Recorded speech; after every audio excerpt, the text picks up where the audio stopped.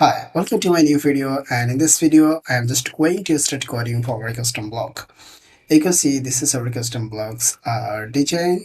So today we'll create our necessary attributes for this custom block.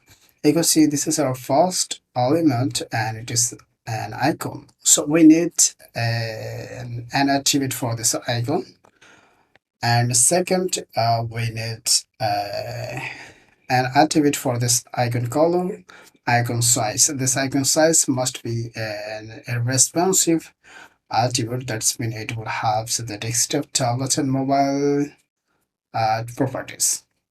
Similarly, this is our counting, this animated number, and we have the suffix and prefix text for this animated number, and definitely it will have a color attribute and responsive font size like for the desktop, tablet, and mobile. Similarly, this is our title. We can call it the counter title, right? And it will have the similar settings like for the color and a responsive font size setting. And finally, this is our container, and this container should have a border, border styles, border color, and border radius also. And also gives the options to change the background color. Like this background can be a solid color or a gradient color, right? So let us try to start writing some necessary attributes. So first I want to start with this container. Since we will write down some necessary styles, so we need to have a unique ID, right? So let us call first a unique ID attribute. So it can be our unique ID. And definitely it is a string type. So its type will be our string, like this. And by default, it doesn't have any default value. And then we have to write down the necessary attributes for our container. So it can be our container border, right? So it can be an object, right? So type can be object because it will include a number of properties. So I can call it the object, and we can pass a default value, and first we can pass the verb style. It can be solid style right now, and border width can be 1 pixel by default, or you can give a more value like 2 pixel. And border color, this border color can be yellow. Right now I'm just giving it a black color. We'll change it later. We can set down to the border radius also, pass here. Yeah, or we can give take a new attribute for this border radius. So a container border radius. So it can be top, left, or right, but I want to give a single value right now. So radius, we just want to give a single value, so it will be a number type.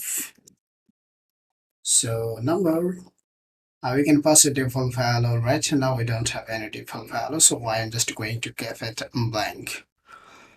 So let us call our container padding. We can pass a container padding here. Right, it can be our top, right buttons.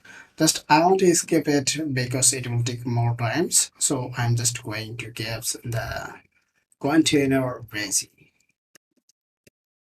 We can add the more settings as per in it. I'm just going to show you the basic setting so that you can understand, and you can definitely extend it as per in it. So then we have to takes an attribute for our icons. It can be our counter icons, or we can say that's just an icon.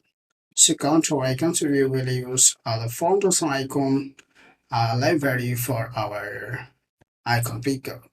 So we are just going to pass a far store. We don't use the file store. Just I want to pass a file store. We will also change it later as per the need, right? Or you can also pass some, some customer is busy and create a icon picker. I have already discussed about how to create a custom icon picker component. I think you know about it. If you have missed the sessions, you can check out my previous video to check out the icon picker component. This was our basic component, but it will be helpful for us for the next episode. Okay, so with that the icon sizes, I want to call it an attribute. Oh, sorry, it can be type an object, right? Because on it responsive sizes, so it can be default in case of the desktop, like desktop 20, tablet 20, and mobile can be all 15, right? And icon color, we can give a default color, or I can simply give it a blanks. I want to give it blank. This black color as our default color for icon. Okay, so we need some. Now we need the animating text. So first we want to use a prefix. The prefix for our counting number. So counter prefix. By default, we'll just give it nothing. So it will be blank totally, right? Counter number. So potential counter number, suppose I want to pass a default value is 100. If we don't like this, we can simply remove this one. And the suffix for the counting number, we can pass a default value like plus sign. Okay, sorry. Okay, now come to this our design. So we'll let the color and the responsive font sizes. Right. So it will be our counter color or counter number color. So we're just going to pass a default color as our black color is our default color. Now pass the counter sizes, or you can call it the font sizes. So definitely it will be an object, and desktop, tablet and mobile. Desktop is 20, 20 and 15. You can change it at any time. So now come to the title for this counter. So we'll call it our counter title.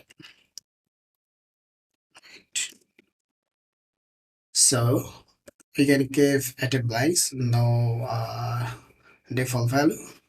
Or you can also pass a default string like happy clients or customer or something like this.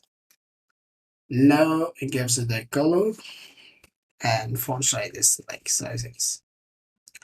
So our necessary attributes are created successfully. Now it is time for us to distract them in our editor.js. So in the next video, we'll just start distracting and start creating our necessary settings for our content. So I think you have understood the matter. If you have any questions, you can let me know. Thank you.